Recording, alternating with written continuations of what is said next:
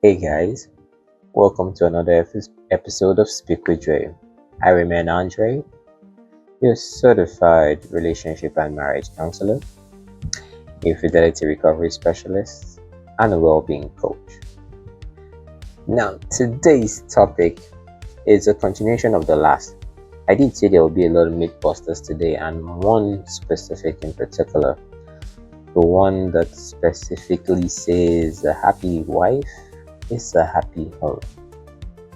Why I say it's a myth buster is because it is not necessarily true. In some parts, yes. In some parts, no. And here is why. A family or marriage consists of two people, man and woman. So if the man is not happy, you do not have a happy home. If the woman is not happy, you do not have a happy home. There has to be a balance on both sides. It means both parties involved, they have to be happy. So I'll be talking about a few things. Like, see, that whole word is a mirage.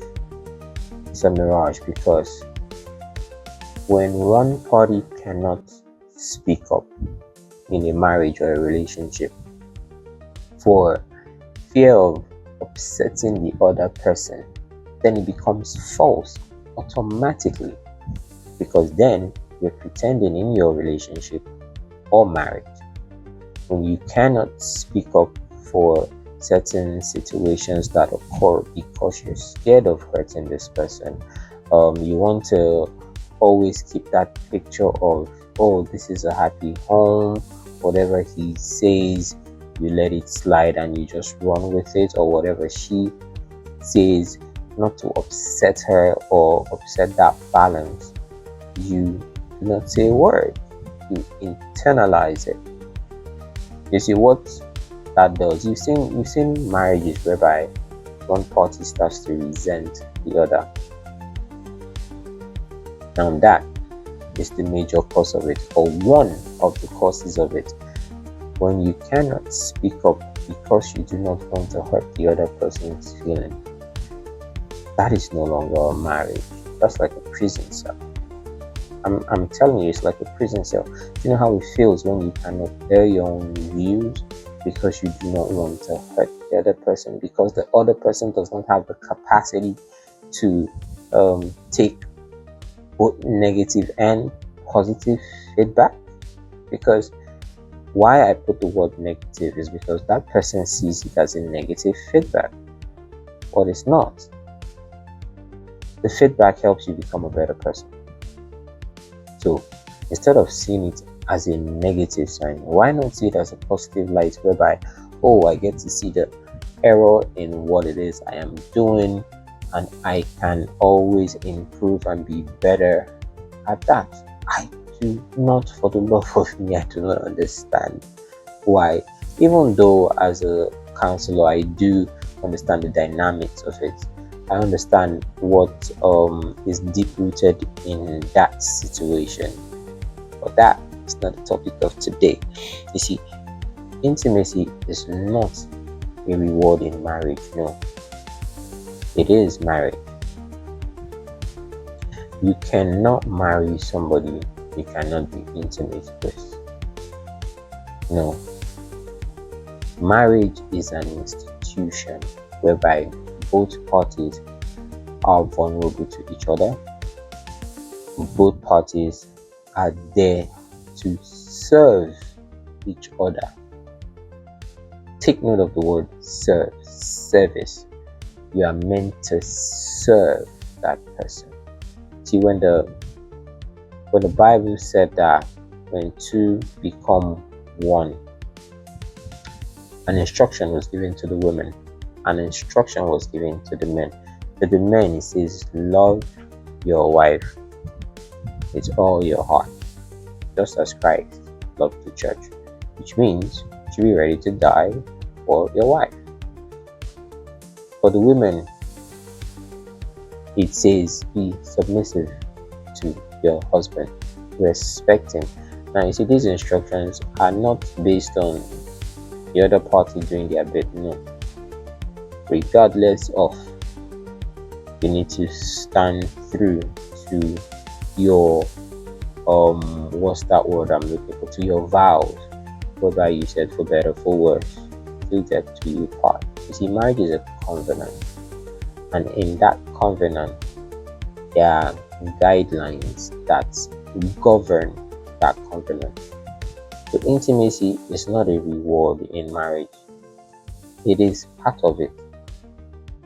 It is part of it. You need to give yourself to your partner wholeheartedly, be vulnerable, and vice versa. Another thing is, it is not about love, but a way to avoid issues. You see, that's what that word, when they say a happy home is a happy life. If the other person is not happy, it can't raise issues. It's not love, they're just avoiding the difficult conversations. And that builds resentment over time. One party starts to resent the other. One party decides to step out of his or her vows in marriage and become promiscuous. Now, don't forget that regardless of this, it is not right to step out on your spouse or be promiscuous. It is totally wrong. It's not, we're not condoning it here.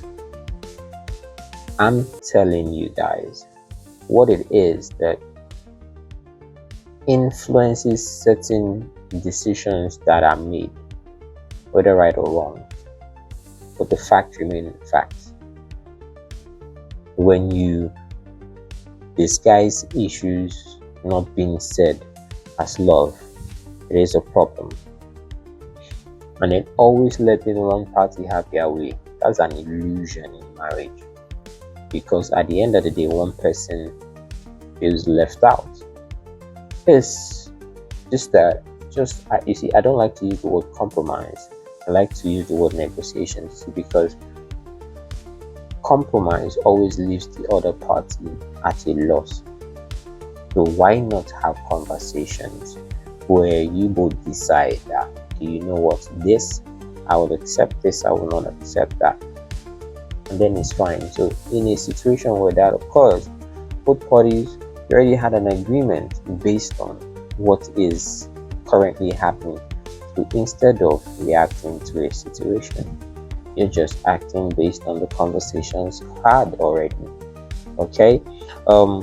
Another thing is, it one person loses their identity because they are always subdued. So hence why I call that a myth. A happy wife is a happy home. No, it works both ways. Instead, people should say, what's that word I'm looking for?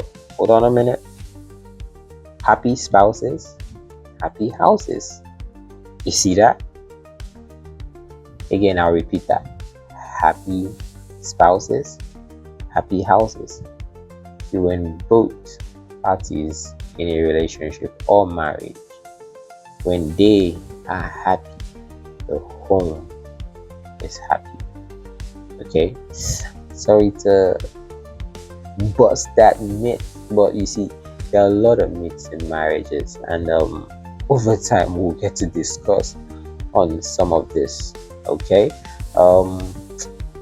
this topic ends here. If you have any questions, you can reach us on our social media handles, which is Speak with Dre on Instagram and on Facebook. You can also send us an email, right, at speak_with_Dre at proton.me. You can also give us a call. The numbers will be left at the end of this video, so you can give us a call, book a session, and we're here to make your life better. We're here to make you have the kind of marriage or relationship you want and deserve. I remain Andre, your certified relationship and marriage counselor, your infidelity recovery specialist, and a well-being coach. To the next episode, stay safe.